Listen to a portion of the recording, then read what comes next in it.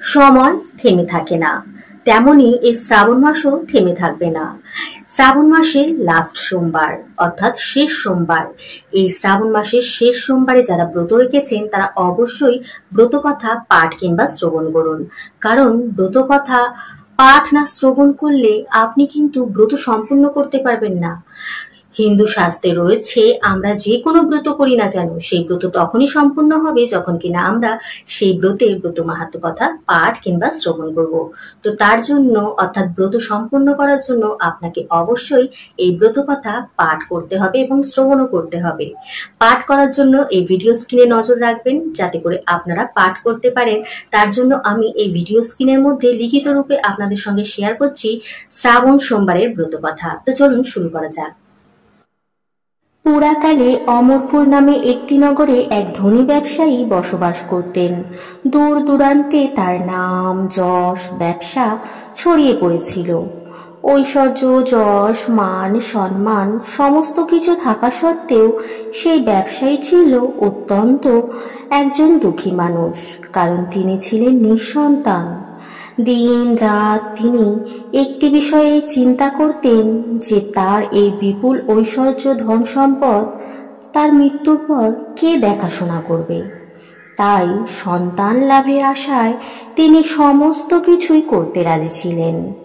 তিনি একদিন জানতে পারলেন যে শ্রাবণ মাসের সোমবার দিন যদি ভক্তি ও নিষ্ঠা সহকারে দেবাদিদেব মহাদেবের আরাধনা করা হয় তাহলে ভগবান শিব ভক্তের সকল মনস্কামনা পূরণ করেন।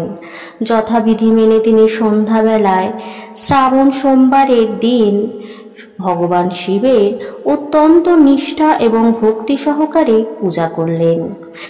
একবার নয়, শ্রাবণ মাসের প্রত্যেকটি সোমবার দিন তিনি ভগবান শিবের পূজায় নিজেকে নিয়োজিত করলেন। ব্যবসায়ীর এমন ভক্তি ও নিষ্ঠা দেখে শিবপত্নী দেবী পার্বতী বললেন, হে প্রাণনাথ, এই ব্যবসায়ী আপনার সত্যিকারের একজন ভক্ত।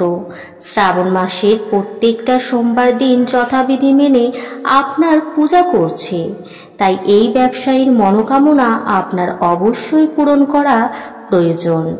ভগবান শিব দেবী পার্বতীর কথা শুনে সামান্য হাসলেন এবং হেসে বললেন, হে দেবী, এই সংসারে সমস্ত ব্যক্তিকেই নিজের কর্ম অনুসারে ফল ভোগ করতে হয়। মানুষ যেমন কর্ম করবে সে ঠিক তেমনি তার ফল পাবে। ভগবান শিবের এই কথা শোনার পরও দেবী পার্বতী অত্যন্ত আগ্রহের সঙ্গে বললেন, আপনাকে কিন্তু আপনার এই ভক্তের মনোকামনা অবশ্যই পূরণ করতে হবে, কারণ আপনার এই ভক্ত অন্য 5 জনের থেকে অনেকটাই আলাদা। শ্রাবণ মাসে প্রত্যেকটা সোমবার দিন সে যথাবিধি মেনে আপনার পূজা করছে। আপনার পূজা সম্পূর্ণ হওয়ার পরই সে ভোজন করছে। সুতরাং আপনাকে এই ব্যবসায়ী ভক্তের পুত্র সন্তান প্রাপ্তির মনস্কামনা অবশ্যই পূরণ করতে হবে। দেবী পার্বতীর এত আগ্রহ ও অনুরোধ দেখে ভগবান শিব না করতে পারলেন না।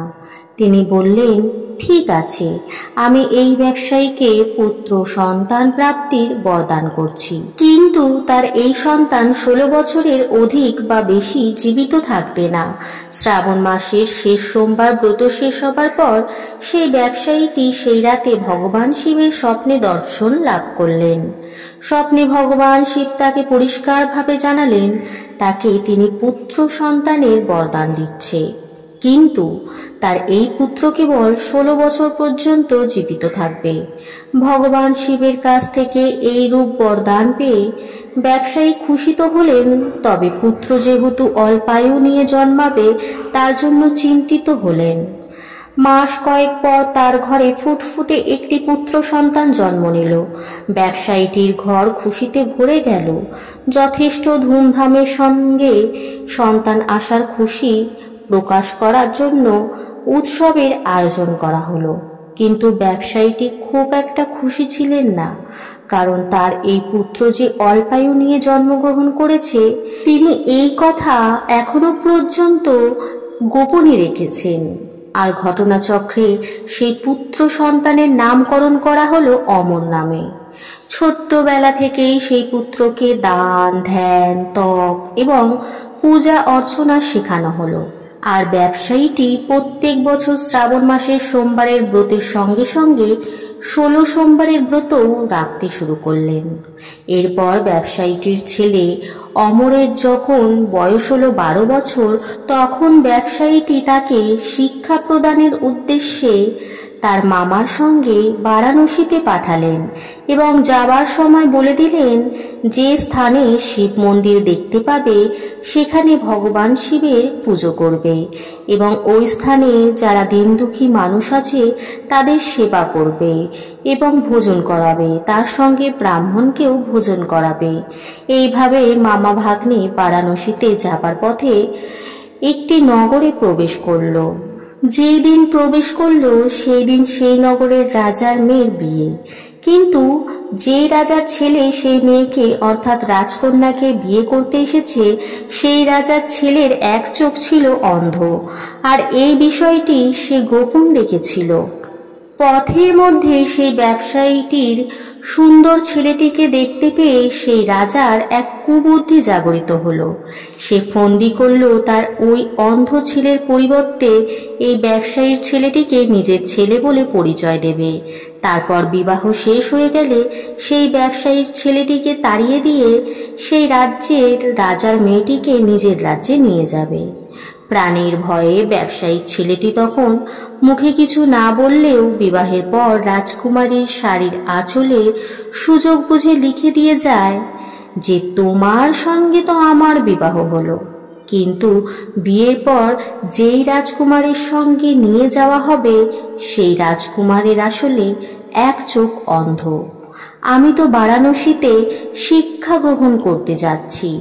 বিবাহ সম্পূর্ণ হবার পর পরের দিন ওই ব্যবসায়ী পুত্রকে তাড়িয়ে দেওয়া হলো, কিন্তু রাজকুমারী যেহেতু আসল সত্য জেনে ফেলেছে তাই সে রাজার অন্য পুত্রের সঙ্গে যেতে রাজি হয় না, বরং ব্যবসায়ীর ছেলে অমরকে নিজের স্বামী মনে করে তার জন্য অপেক্ষা করতে থাকে।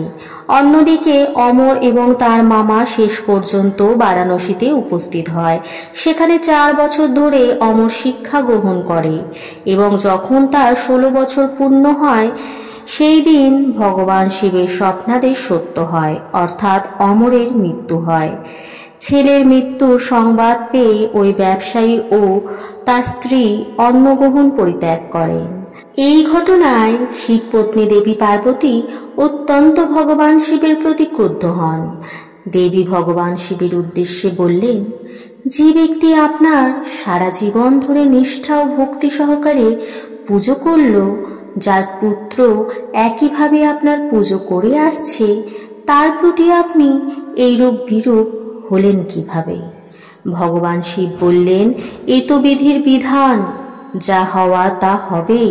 এই কথায় দেবী পার্বতী আরো ক্রুদ্ধ হলেন। তিনি বললেন, তাহলে কি ভক্তির কোনো অর্থ বা মূল্য নেই?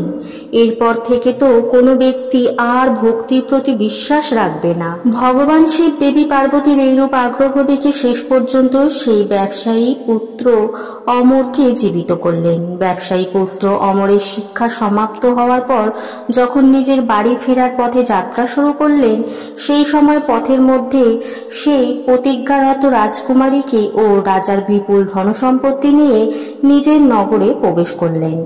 ভগবান শিব ব্যবসায়ীর স্বপ্নে আবারও দেখা দিলেন এবং দেখা দিয়ে বললেন, হে ভক্ত, তোমার ভক্তি ও নিষ্ঠায় আমি প্রসন্ন হয়েছি, তাই বিধির বিধান আমাকে শেষ পর্যন্ত বদলাতেই হয়েছে। তোমার মতো এইরূপ যদি কোনো ব্যক্তি আমার প্রতি পূর্ণ বিশ্বাস রেখে নিষ্ঠা ও ভক্তি সহকারে শ্রাবণ সোমবারের ব্রত রাখে, ব্রত সমাপ্তির পর শ্রাবণ সোমবারের ব্রত কথা পাঠ কিংবা শ্রবণ করে, তাহলে নিশ্চিত রূপে তার মনের সকল ইচ্ছা পূরণ হবে। তো বন্ধুরা, শ্রাবণ সোমবারের ব্রত কথা যদি আপনাদের ভালো লাগে বন্ধুদের মধ্যে শেয়ার করতে ভুলবেন না। হরে কৃষ্ণ, রাধে রাধে, ওম নমঃ শিবায়।